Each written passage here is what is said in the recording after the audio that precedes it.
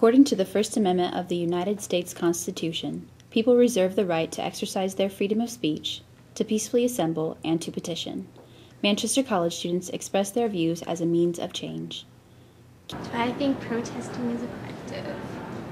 I would say it is. I mean, it's just people telling how they feel. So, like I said, as long as it's not violent, I think it's effective. I mean, it gets what they want out and noticed.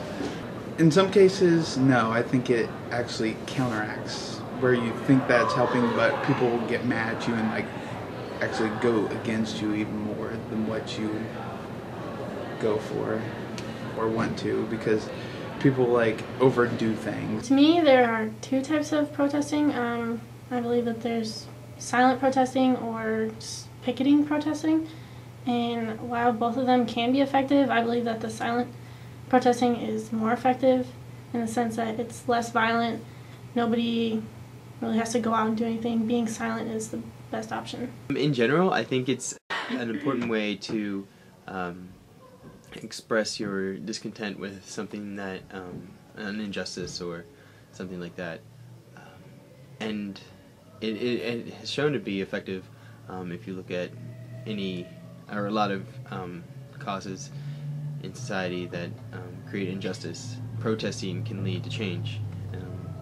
Beyond popular belief, it can change popular opinion, and once popular opinion changes, you'll see a change in laws and things like that. Katie Gray Brown discusses the Peace Studies program at Manchester College. The Peace Studies program at Manchester College is the oldest in the country. It was established here in 1948 by a woman named Gladys Muir, who was a historian who had a particular interest in the role of the Church of the Brethren in promoting peace. And we're pretty happy that we've been able to keep the central focus at Manchester College on the role of nonviolent direct action and theories of nonviolent action as the core grounding component of our Peace Studies program. With very few exceptions, every year since the mid-90s, a group from Manchester College has gone.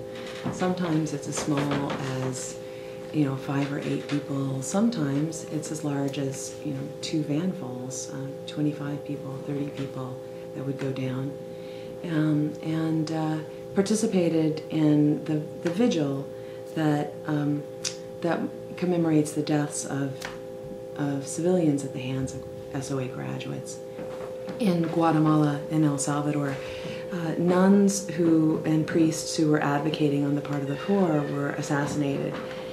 And the Catholic community in the United States felt that there needed to be some sort of accountability for the people who committed these atrocities. Those lines of accountability were traced back to the School of the Americas in Columbus, Georgia, on the grounds of Fort Benning.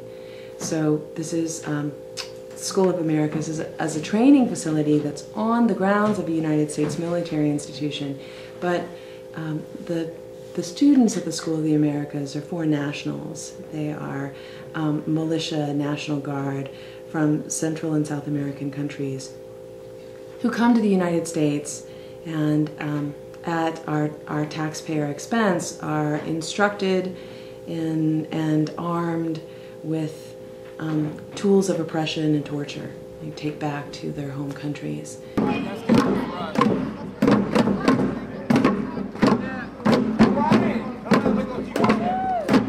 And I didn't know anything about the School of Americas in 1997, but beginning in 98, I went down to El Salvador and I asked our sister parish what we could do for them to help them, figuring it might be money.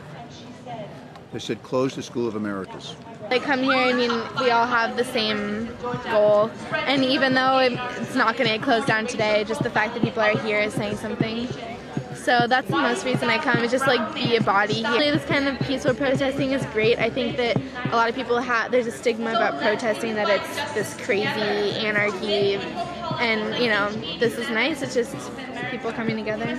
Each time someone stands up for an ideal, or acts to improve the lot of others, or strikes out against injustice, they send forth a tiny ripple of hope and crossing each other from a million different centers of energy and daring, those ripples build a current which can sweep down the mightiest walls of oppression and injustice. It's about remembering. It's not a protest.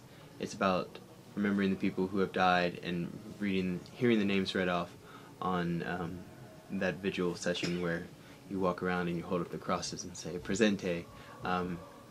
It's a remembrance, not necessarily a protest. If things do get changed, that's great. There's so many things going on that we're unaware of, and when we find out about these things, specifically the School of the Americas or drones, or what's really happening in Central and South America, and the people that are being trained here that are perpetrating it in our name, we have to stand. We have to speak truth to power. We have to give a voice to the voiceless, and we have to stand with the marginalized and give them a place at the table. So I don't have any illusions about changing anyone's mind here. Sometimes demonstrations work, and sometimes they don't work, right, to bring about an immediate change to things. But then there's this question of whether or not something contributes to a long-term cultural shift. And in this capacity, I think demonstrating never fails. In that capacity, if we're looking at the long-range perspective about what sorts of activities will help us develop a culture of peace, a society that has at its foundations concerns for human rights and issues of justice, then coming together in support of a social cause, in support of human rights, coming together to call for an end to violence will never, ever do anything but move us in that direction. Do I think it's a right to protest? I do. I feel like you have a right to speak out upon what you don't believe in or what you see as an injustice, especially if it is an injustice. Because if we're not allowed to speak our own mind, and this goes back to maybe even like a freedom of speech, is if we can't do that, what can we do? Whether or not it's a right, I think that we will do it. Ought it be a right? Yes. In this country, absolutely. Right? We're a nation state founded on protest. If you think about what aspects, what elements, what moments in the history of the United States do you associate with the founding of the country? Well, the Tea Party, the Paul Revere's right. There were acts of individual civil disobedience, individual protest. So absolutely, I think it's fundamental, it's foundational to our identity in the United States. It's every person's right to protest. Everybody has the right to do anything that they want to. If they believe that they deserve something else, then they have to do something to get it, and if protesting is their only option, then yes. How did we get the right to be able to stand out here peacefully, both sides, and just voice our opinions, as the First Amendment allows us to do? You know, where did you get that right? You know, you got that right off the backs of our American soldiers. Within the context of the SOA Vigil, protesting provides a voice to the people.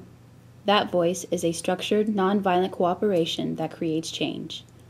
Although not immediate, the long-term goals of protesting are that of a social shift.